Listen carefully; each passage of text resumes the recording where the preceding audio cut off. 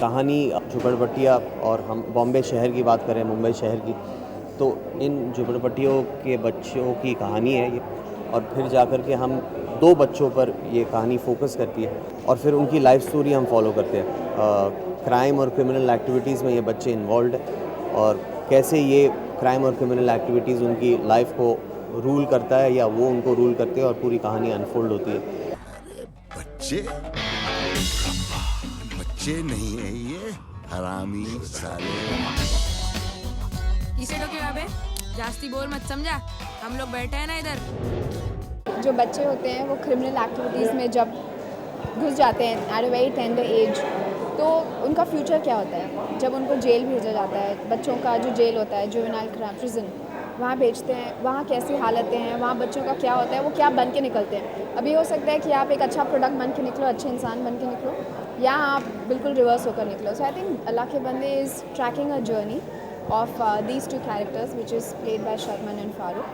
And how I fit in? Well, I play Sharman's love interest in the film, and how there is a kind of redemption that happens within the film, and that girl that brings about the redemption in the film for Sharman's character, that's what I play.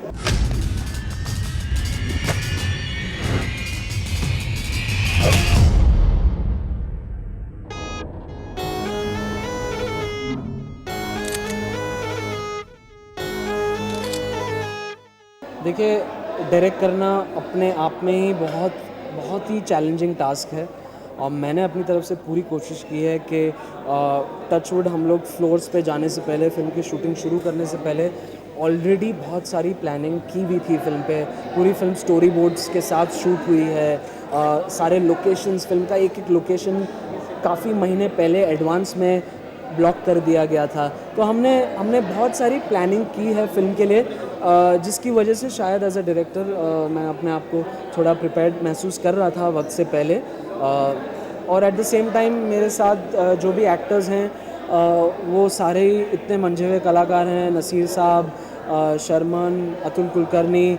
तो कभी कभी इनको direct करते हुए मुझे भी कुछ सीखने का मौका मिला कि ये अपनी परफॉर्मेंस में क्या चीज़ जोड़ते हैं या क्या नुआंस ऐड करते हैं। तो मैं उनको डायरेक्ट भी कर रहा था और अपने आने वाले रोल के लिए उनसे चंद चीज़ें सीख भी रहा था।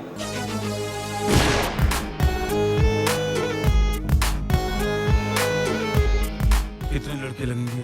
कम से कम 20।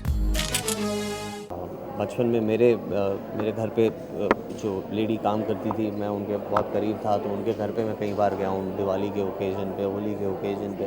तो वैसे मैंने विज़िट ज़रूर की है। जहाँ तक अल्लाह के बंदे के लिए थोड़ी बहुत प्रेपरेशन जो मैंने की है, ज़्यादा नहीं की थी, 1 या 2 दिन की मैंने विज़िट्स की थी कुछ स्लम एरियाज़ में। कुछ बच्चे जो स्लम एरिया से इस फिल्म का हिस्सा भी है, उनके साथ इंटरेक्शन किया है।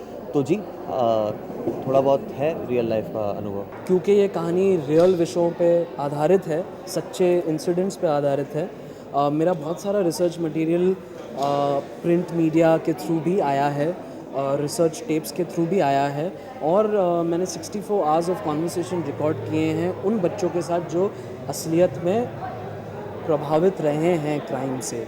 तो बहुत सारा रिसर्च गया है फिल्म में, 3 महीने का रिसर्च गया है, बहुत इन डेप्थ, बहुत अप क्लोज पर्सनल किस्म का रिसर्च गया हुआ है इन बच्चों के साथ। तो एक कहानी पे नहीं, इन अलग अलग बहुत सारे बच्चों की कहानियां हैं इसमें, जो हमने अपने 2 मेन कैरेक्टर्स के थ्रू दिखाई हैं। बोल मेरे साथ है मेरे भाई, तेरे साथ ही था मैं।